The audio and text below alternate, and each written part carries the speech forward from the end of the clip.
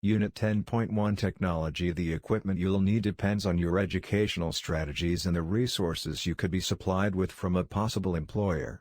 You will generally be required to have a fairly modern laptop or desktop. You might also consider having an adjustable stand for teaching in different locations in your work area. Think of solutions that don't require major disruptions in moving objects, lights, microphones or webcams around. If your laptop doesn't have a very good webcam, you might have to invest in a good high-definition HD one. You would definitely need a webcam for a desktop computer. Some webcams have built-in microphones, so you don't need a headset if that suits you better, especially if you want to move around or stand while presenting. You will need a headset with a good microphone if you don't have a microphone on your webcam. You will also need a speedy and stable internet connection for clear communication. Sound and picture quality is important for engaging your students. Consider who else in your household will be using your internet connection. Make sure you are set up in an area of your home that has good lighting. Ring lights that are adjustable could be a good solution, especially if you plan to record yourself at some stage. The reason why I mention movement is because you might have a whiteboard that requires repositioning of your webcam, microphone or laptop. At this point you might start considering making this workspace permanent in your home. You'll need shelves and storage space for books, teaching aids and other materials like paper and stationery. Another good addition might be a color printer with a feeder that can scan documents as well. Cheaper printers normally have very expensive ink solutions in the long run. Comparing cartridge prices with the quoted color or black-white print page ratios for each cartridge pack. Paying for a more expensive printer could mean far more savings later when you have to replace the empty cartridges periodically. Apart from any software you might need, having an online calendar is good so that you can keep students informed about assignments or project deadlines, test or exam dates and times. If you are using one online calendar, you might want to have codes for classes, students, courses and assignments so whomever you are communicating with can identify their respective assignments, courses etc. The selection of educational software is a very wide and technical topic area. You need to decide what will best work for you. Firstly, whatever you choose needs to be compatible with your desktop or laptop's operating system. This shouldn't be too difficult to check as most software vendors will advertise what minimum version of computer operating software their educational software is compatible with. Keep an eye on what developments are happening with any software.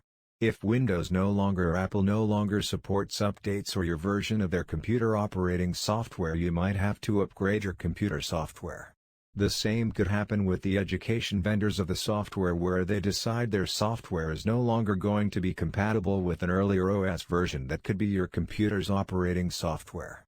Example: if you have a desktop that runs on a Windows 7 operating system OS and the educational software vendor decides to stop supporting their product for Windows 7 OS, you might have to upgrade to Windows 10 OS, which is still current at time of writing and supported by the educational software vendor as well as Microsoft, the maker of Windows. Microsoft will no longer support or will discontinue supporting Windows 7, 8 and 8.1 by January 2023. The point I'm trying to make is make sure you are up to date in terms of the computer operating system you are using. This obviously applies to Apple and Linux operating systems as well. We've covered hardware, operating systems, teaching tools and teaching aids, but we haven't touched on what are the best educational platforms and applications to use. This is probably the part of your getting set up phase that needs the most attention, and the truth is there's no one-stop solution that is right for everybody. Technology moves so fast that the top 10 applications or top 10 platforms could change spots in a matter of weeks. Depending on your employment situation, you could already have a solution that has been provided to you. If you choose to become self-employed, you might have to do a needs analysis so you can define a solution that you are looking for. After completing your needs assessment, you need to decide if you are inclined to use a free application, a partially free application or a paid application. What kind of questions should you ask yourself when assessing the needs of yourself and your students? Needs analysis: the first question is, what kind of employment opportunities are you looking for? Most tutoring websites would have tools to teach with or a customized platform for students and teachers alike. The more independent you want to be, the more you'll need tools that are compatible with your students' computer software or hardware solutions. What kind of bandwidth will your applications require?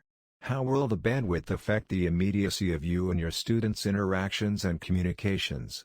Can you use the application on a cell phone, tablet, Android or Apple, laptop or desktop computer? Can you adapt your lesson if your bandwidth is affecting the quality level of the immediacy required in your online class? What if the internet goes down or the power goes off? Do you have a strategy in place to ensure teaching and learning continues? What are the best tools for teaching the subjects you are offering? Applications like Google Classroom, Zoom also have seamless integrations with other applications such as online whiteboards, Google Classroom or other teaching applications for lesson preparation like Vism. Zoom has breakout rooms for smaller meetings that can be used for group work. Microsoft has Teams that also have multiple integrations like OneNote for assignments and grades. Be careful when shopping, some applications are free for a while with others you must discern between home and business versions or individual and business versions. Some free versions will have adverts and watermarks. Do your research. I have used the above examples as they are very popular and widely used. Technology can literally change in a flash. Research your options after identifying you and your students' needs. Sharing your screen would be another feature a teaching application should have if you want more engaging classes. Some applications will allow you to make annotations and others will require an extension or integration with another application. Another feature you might really need is being able to upload images to write over and make notes on. Google Meet offers this option amongst others. Online whiteboards are important tools for teaching, sharing notes, collaborating, drawing, adding images, creating mind maps, explaining processes, completing tasks, illustrating points etc. Canvas for Chrome and Google Jamboard are free options at the time of writing. Do you plan on creating many quizzes or tests? Another helpful application might be a quiz maker. Some are free and some become paid versions if you use them often enough. EdApp, Quizlet, Quizmaker, Quizzes, Sporkle, Stara and ClassMarker are a few examples. Google Forms can also be very helpful when creating quizzes. Some quiz applications like Google Forms, Quizlet and Kahoot amongst others will automark certain types of questions on your quizzes for you. You can also use other educators' quizzes on some applications. How do you see yourself teaching? What kinds of activities and levels of engagement do you want to attain? Can you identify the tools you need? Are these applications compatible with your prospective students' devices? Are they free or must you pay for them? Do you need to learn how to use them properly? Do you and your students have enough bandwidth for applications that require larger bandwidths? Do your research. I have used the above examples as they are very popular and widely used at present.